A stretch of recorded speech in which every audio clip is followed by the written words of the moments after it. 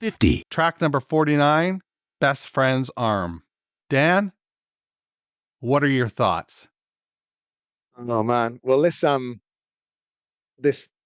track was really my introduction to Wowie Zowie. I didn't own it at the time, and my friend Andy used to have it. And out of all the tracks, I used to make this input this on repeatedly. Say we used to sit on the floor and listen to it, and I used to roll around. Kind of, I wasn't exactly laughing, but it's just like I just couldn't get over how mad and how fun that track is.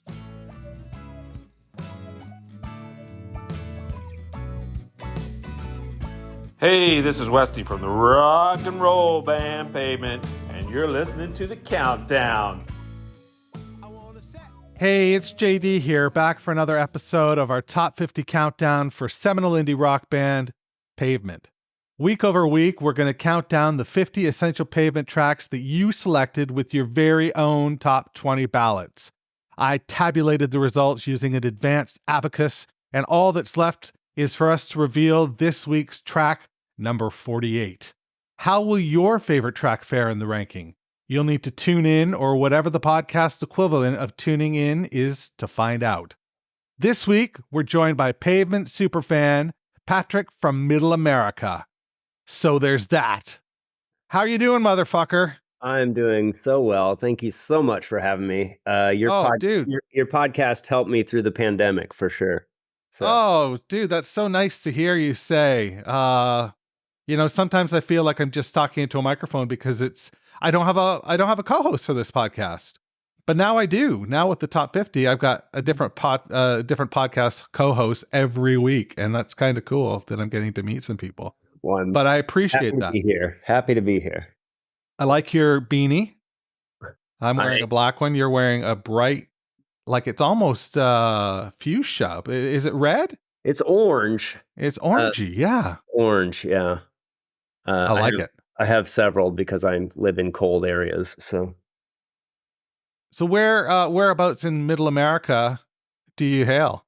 If you want to reveal it. Yeah, I'm currently in Des Moines, Iowa. Oh, okay. I recently just vacated from St. Paul, Minnesota. So I was tricking myself into believing I could have an apartment in two different towns, but so now I'm just in Des Moines right now. So, but probably Minneapolis, St. Paul is probably where I would want to be, I guess. Yeah, it's a nice city. Yeah, nice twin cities, I suppose. Yeah, it's the best up there. So, but I'm in Des Moines currently. Is Des Moines where Bob was? Yeah, former home of Bob Nustanovich. Yeah. Okay, I thought he was from there. Yep, I've been, if you're a Pavement fan and you're in Des Moines and you're running sound at a music venue and you go down the stairs and then you see a guy from your third favorite band standing at the bar, you definitely go and buy him a beer. And then if you if you buy Bob Nustanovich a beer, next thing you know, you're over at his house hanging out and he's telling stories about the Beastie Boys or something. So I have no fucking way. Yeah. So, my origin story with Pavement is strange because they were my favorite band when I was 16 years old. And then, when I was in my lower 30s, we were getting to open for them on their reunion tour, and Bob's singing on my old band's 7-inch because he just is in Des Moines. And if you're a Pavement fan in Des Moines, you're bound to bump into Bob, and then you're bound to be buddies with him. So, dude, you got to tell me more about this. Let's go. Dig in. All right. You're opening for Pavement. Let's talk about this. And he's singing on your 7-inch. Let's talk about this. Okay. Well, like I said, when I was 16 years old, 15, 16, in the mid 90s, Pavement was one of my favorite bands. They've always been in my top 3 favorite bands ever. And I finally got to see them on the last tour in 99 at the Vic Theater in Chicago. And I drove from Ames, Iowa, and I was 7 hours early to the show, hoping that I could be first in line. I was not first in line. I was third in line. But I met some really cool people standing in line for 7 hours. And I got to meet everybody in Pavement because they were walking out from their sound check and everything. So, but it was hilarious. I was just telling this story the other day to somebody. The girl who was first in line had just gotten a star tattoo, like the stars that are on like the Terror Twilight album cover on the inside. And so she had a What star. a great idea. And of course, when all the band had walked out from soundcheck, and they were all very sweet and talkative to everybody and meeting everybody. And then Malkmus walks out, and I've never seen anything so cool in my life. You know, I'm like 19 years old, and I'm like freaking out. He's got like no shirt on. He's eating a banana, and he just like has this aura of like, oh my God, you know, there he is, of cool. And of course, like the girl with the tattoo was all like, oh, hey, check out my, you know. And so when they came out on stage that night, right away he gets the microphone. And of course, it's me and that girl and the other people who are standing in front of the line, like right up front in front of him. And he just like looks down at her and he's like pointing at the tattoo, you know, like giving her, Man. you know. So, but that show was incredible. So that was the only time I ever got to see them when they were like in their real time, right? You know, Right. October 15th, 1999, Vic Theater, $15 ticket. Damn. I think the Sea and Cake opened, and they were just incredible. You know, I think the songs from Terror Twilight, you know, because that album was like a little bit more of a slow burn for me, because you know it's so different compared to everything that came before, of which I absolutely worshipped and drove around small town Iowa listening to over and over and over again, everything, like the B-sides, all of it. And then seeing the Terror Twilight songs live, they just really kind of like exploded, like the Hex or something like that live was just like so incredible. And then I think those songs really on the reunion tours were really great too. So fast forward many years to when Bob moved to Des Moines, and I ran into him one night working at a music venue, and he was there with Whitney, his, you know, then wife or whatever, or yeah. And they were so cool, you know, like whatever. I ended up like bringing them to a different bar after the show that they were at, and we drank until the night was young. And I drove 30 miles back to my home, but I was like, oh my God, Bob's in Des Moines, you know. And he's just so personable, and he's like the greatest storyteller ever. And if you're a Pavement fan, you can really feed into his storytelling, because you know, like you ask the questions, and he's so honest, you know, like he'd be like, you just like tell it how it is. So I got to hear many wonderful Pavement stories. And then fast forward years later, my band, sorry for that noise, work noise, my old band was doing an epic tour of 284 shows in like a 13-month period. Holy shit. And we were sitting in a coffee shop in Bozeman, Montana, and we get a call from our booking agent, and he's like, you ain't gonna believe this, but I got a call from Pavement's booking agency, and they'd like you to open up for them in Kansas City on September 11th, 2010 or whatever. And holy so shit. Pavement is like the band that our band, it's like the one that like, you know, everybody in the band agrees on, like that they're like the perfect band, right? Just to interrupt you for a moment, what's the name of your band? That band was called the Poison Control Center. The Poison Control Center. Okay. Yeah. And it's so interesting because, like, you know, when I was 16 years old and I was starting my first band ever, Pavement was the band that made me believe I could like be in a band. You know what I mean? Because they're like one of those bands that, like, if you're listening to whatever, like the early Peel sessions, or like Slanted Enchanted, which is like my favorite Pavement record, all that early stuff, it's so loose and so magical and so clever and fun that if you're a high school band and you're just trying to like make up songs as you go, but you're kind of just like banging it out and you don't really know how to play, all of a sudden it's like you can listen to your tape back that you made on a karaoke machine with your buds, and you're like, it kind of sounds like Pavement, you know? But Pavement were just like screwing around or like drunk or having fun, and you're like trying really hard to like, you know, fa la la la la la la la, you know, do stuff like that to be like, oh, you know. So they were like the band that made me believe I could be in a band. Yeah. And so we got word that they asked us to open for them, and of course, we're like losing it. Of course. And Kansas City is very close to kind of our home town of a band, even though we all lived in separate towns, kind of like Pavement.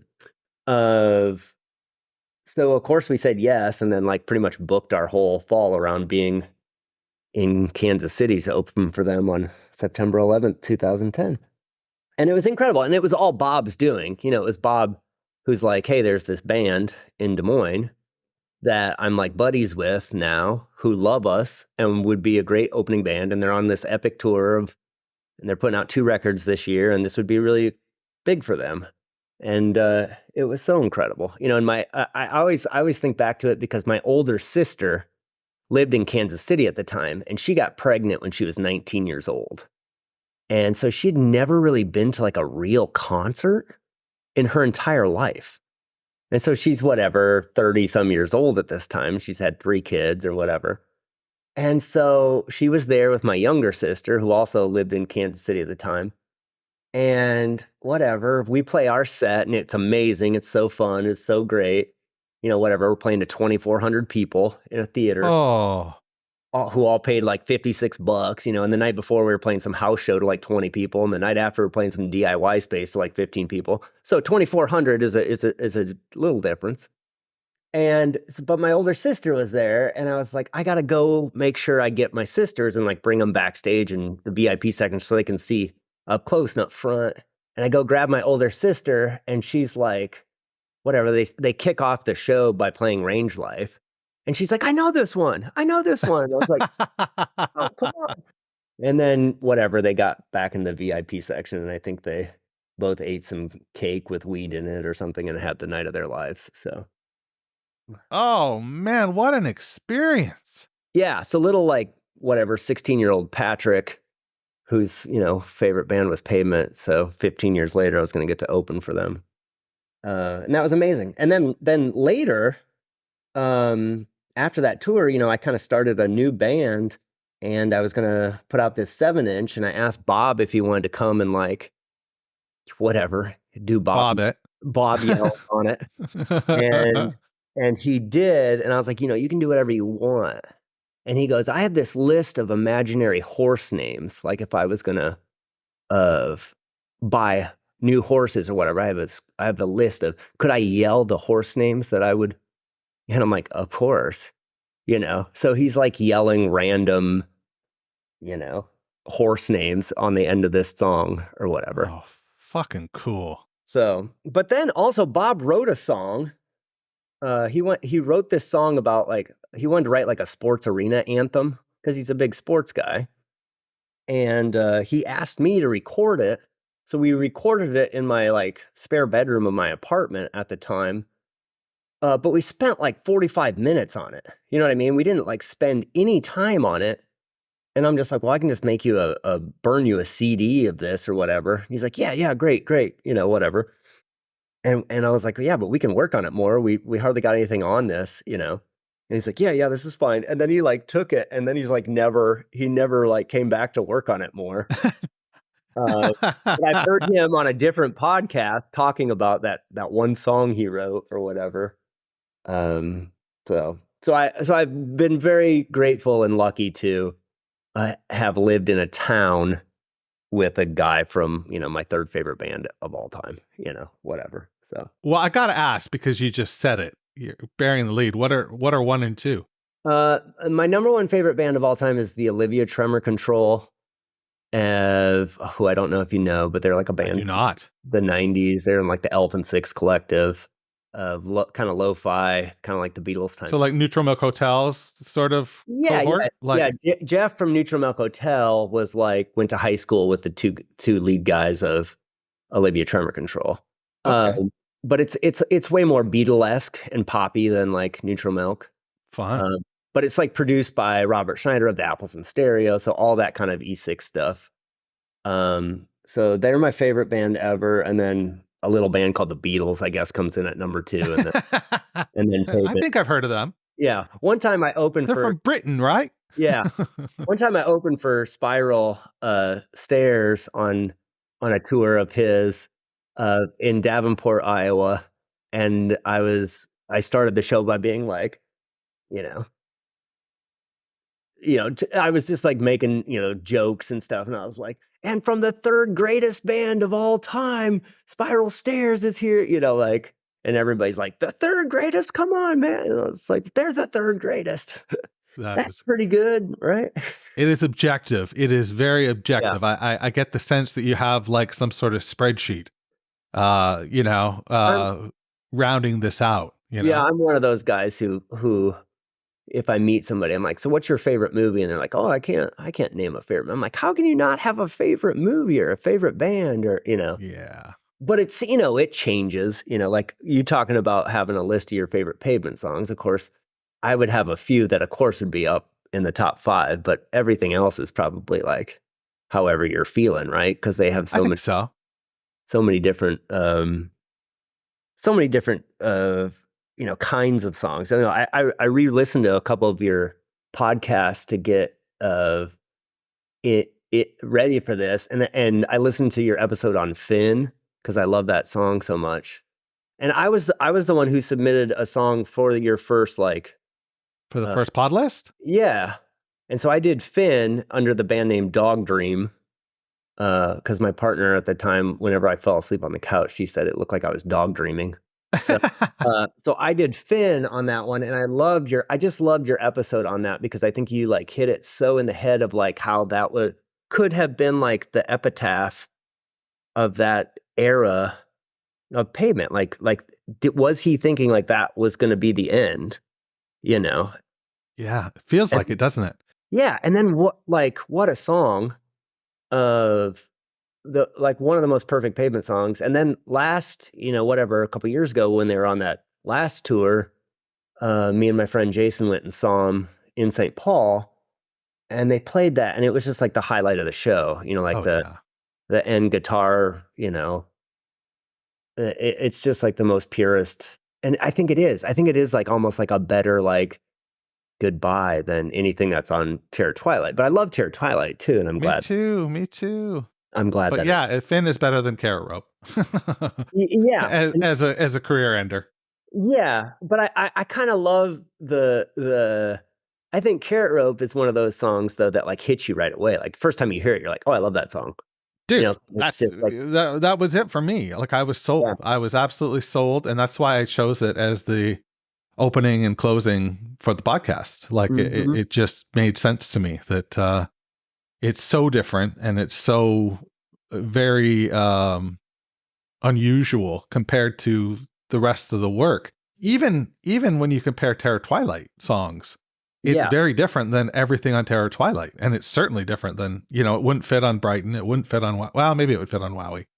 Maybe, because Wowie's just sort of throw it to the wall and see what sticks, I think you're exactly right. I think it's so strange. It's kind of like a 60s record in the sense where there's like one song that was like a single, and then all the rest of the songs are just kind of like in their own world.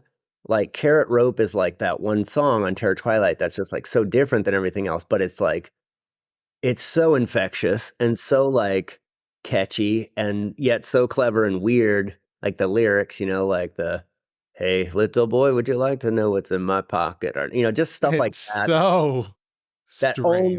only Malkmus could get away with. Absolutely.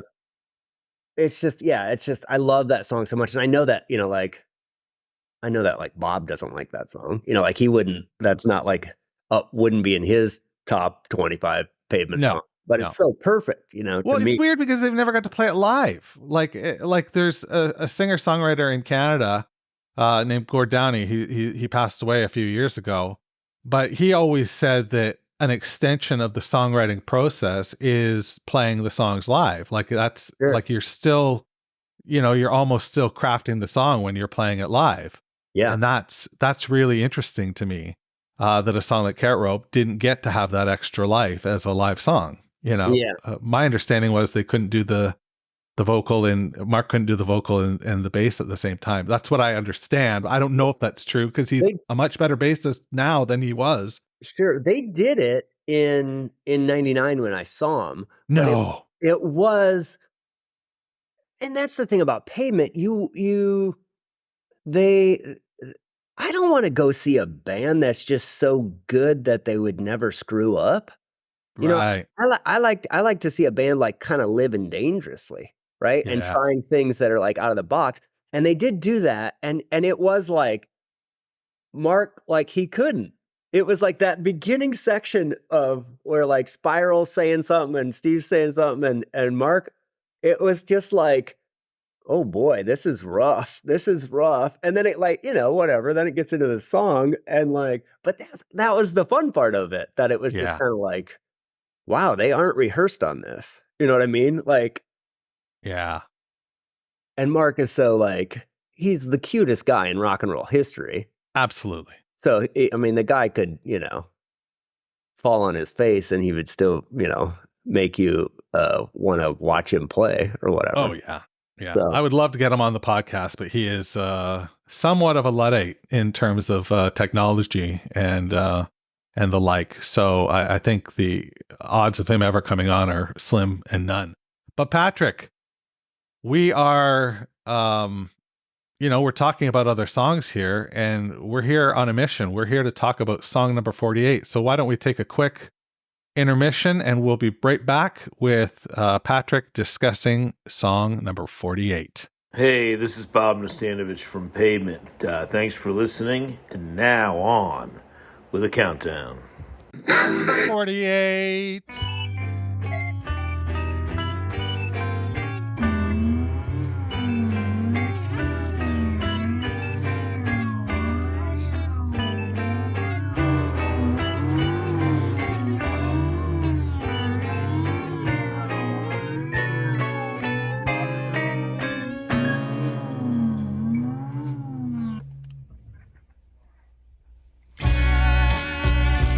I traced my family line. It ends up with a widow pass and rainy days, forgetting she's away. Here's a straight and narrow, brought my wheelbarrow, and it's filled with the lies and the dirt and the hurt. But I want someone to let me be. I need someone to let me be.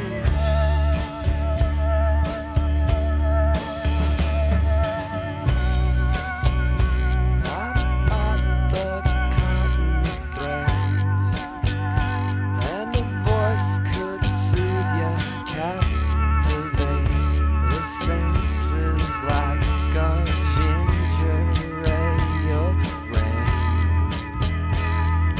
Bones that got the marrow, curse the tainted pharaohs. Take off, expect fun, you might learn how it runs. But I need someone to let me be. No, I need someone to let me be. No, I need someone to let me be. No, I need someone to let me go. Let me be.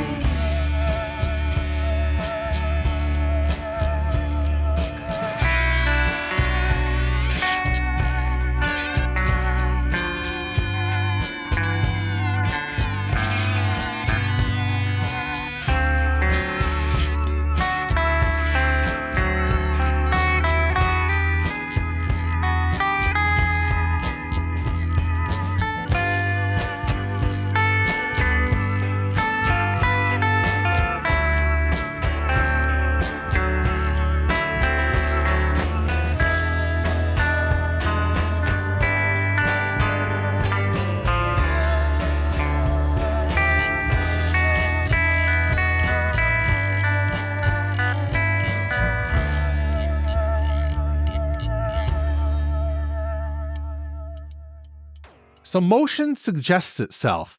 Patrick, weigh in on this as your number 48 track. I think this song is one of those like perfect Pavement songs that only Pavement could pull off. It's my understanding that Malkmus, the only record that he ever decided like the complete track list for was Wowie Zowie. And I think that this song benefits so much from where it is in the track list. It makes the song that's in front of it better, and it makes the song that it's behind it better. So like the song in front of it is Serpentine Pad, which is like the most like kind of punk rockin' Oh yeah. song that Pavement ever did. And so you kind of need that like come down after that. And this song, like it's almost like a drunken carousel. It starts in a weird like you know. You It's do, very, yeah, that's right. You do feel like you're sort of wobbling off some sort of spinny ride. yeah, which is very strange. But I always loved it when Pavement had those like little weird intros or outros in songs that kind of don't even connect with the song. Yeah. And they do it on several different albums, but like this one is just so weird. And then it's just like, it's one of those songs that it's not like a Carrot Rope or a Summer Babe or a Stereo where it hits you right away. It's one of those that has a kind of a slow burn. And That's then you right. kind of start dissecting it a little bit, and you have all these like clever lyrics of, you know, about being in the dirt and the hurt and the ginger ale rain and like all these Oh, kind the of way he says ginger ale is so cool. It's so fucking cool. like, it's such an abstract lyrically, and the music is so cool, and they're using a mellotron on it, which is weird for Pavement.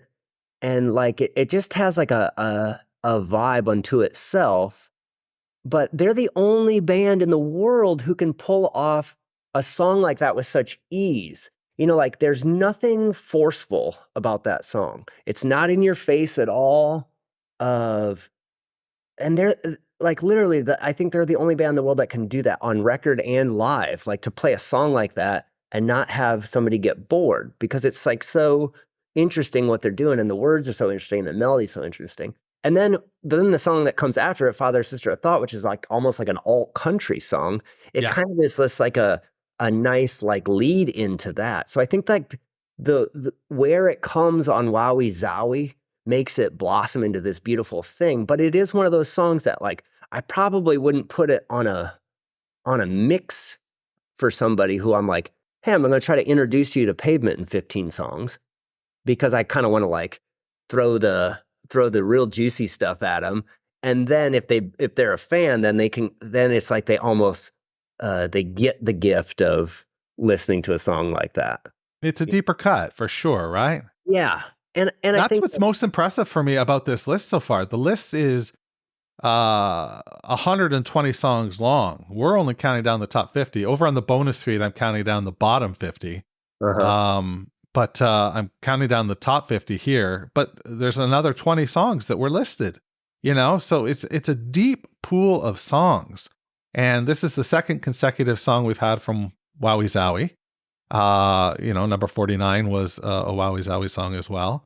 And yeah, I think you're right. It's the seventh song on the record, on a long record, you know, a 3-sided record. And it really does serve the album.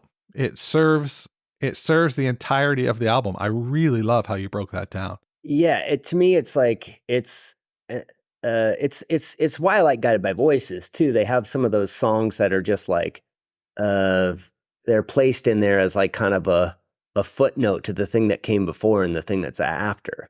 And I think that's why Wowie Zowie is such a fun ride. I mean, I think all their albums have great track listings and kind of flow well as albums, but I do think Wowie Zowie is kind of the most interesting ride as far as a track list goes. Yeah.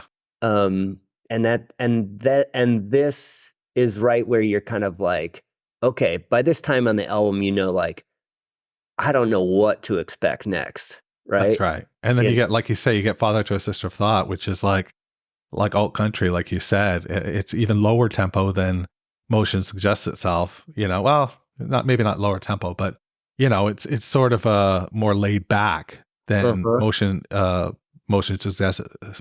Suggests Itself. But this is a pretty laid back fucking song. Oh yeah. For them, I think it's like, and I think that they were so good at that. I think that was a problem that my band had that opened for Pavement. I think we liked like chiller, more laid back music, but we were always too afraid to kind of like explore that a lot on record and especially live, because you're like, you don't Right. want to bring down the momentum, right? But Yeah. Pavement, they're the only band that could start a set list with a song like this, right? Yeah, and they would too. Yeah, and that's the thing. Like, I love that they're so patient, and so and again, it kind of like some people might be like, oh, it's because they're like they don't care, or they're like slacky, or like they're just no. It's like that they know that the deepest cut that they have, or a song like this, is just as good as whatever Summer Babe or Stereo or Carrot Rope or Right. like something that's gonna like Embassy Row that's gonna Punch like in the gut. yeah, yeah. Yeah. And I think that that's the one thing I love, especially about Stephen Malkmus as a songwriter, and them as a band, or you know, even Spiral as a songwriter or whatever.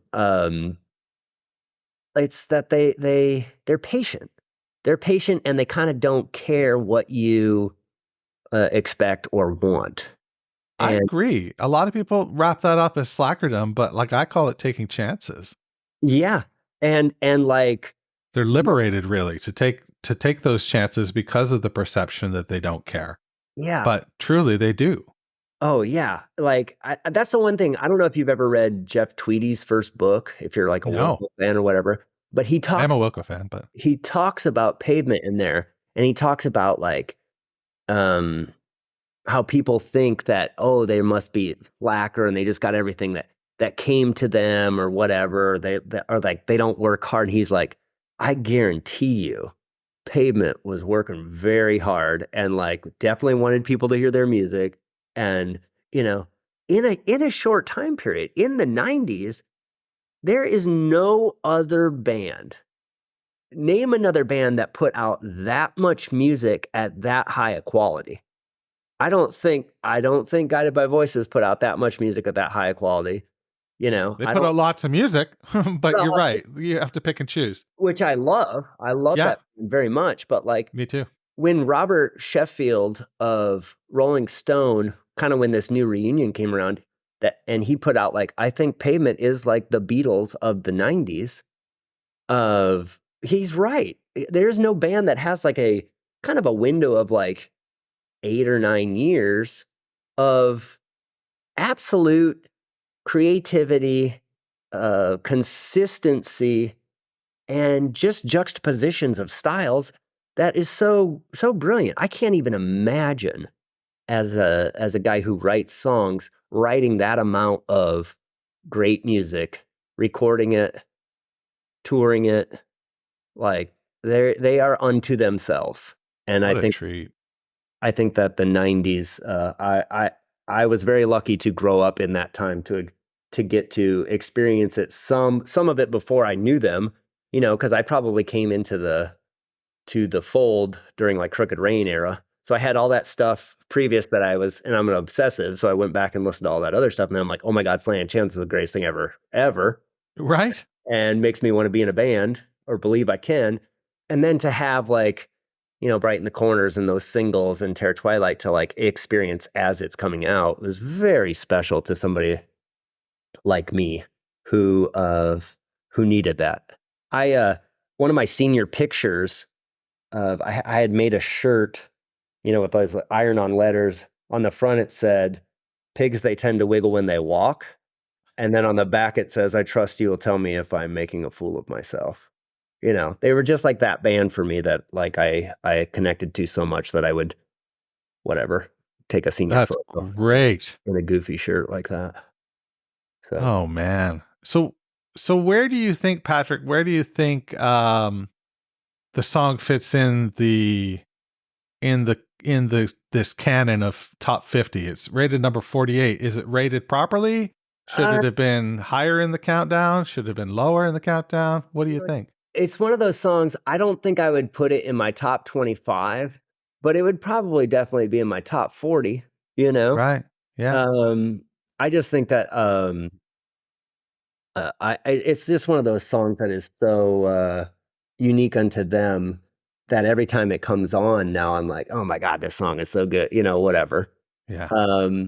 But again, it's probably if I made somebody, which I've done many times for people who don't know Pavement, like a Pavement 101 mix, I probably wouldn't put this on there.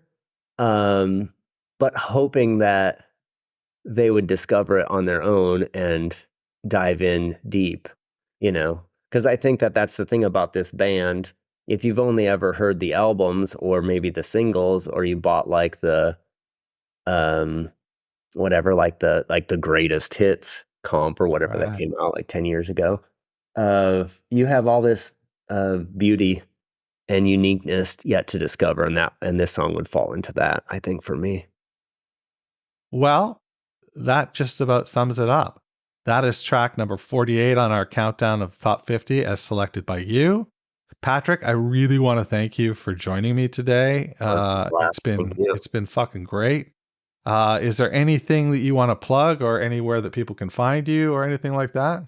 In the last year, I started doing this thing called Quick Hitters, where I put out songs that are under 90 seconds on they're on TikTok or my Instagram or whatever.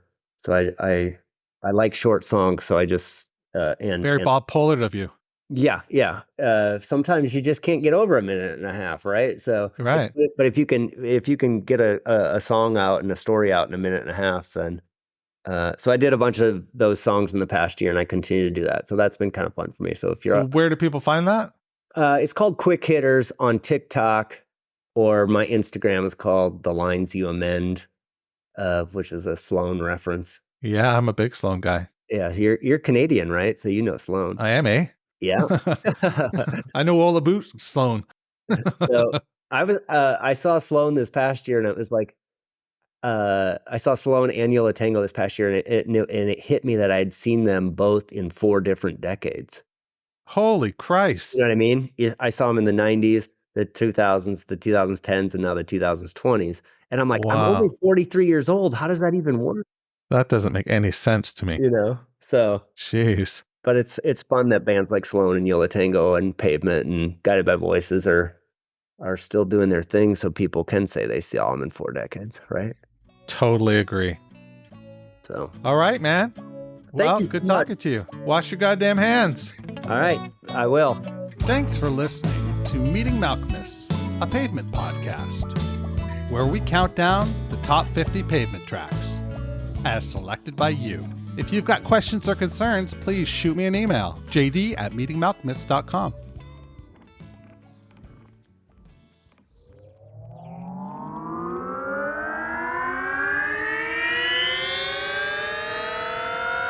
To podcasts and such.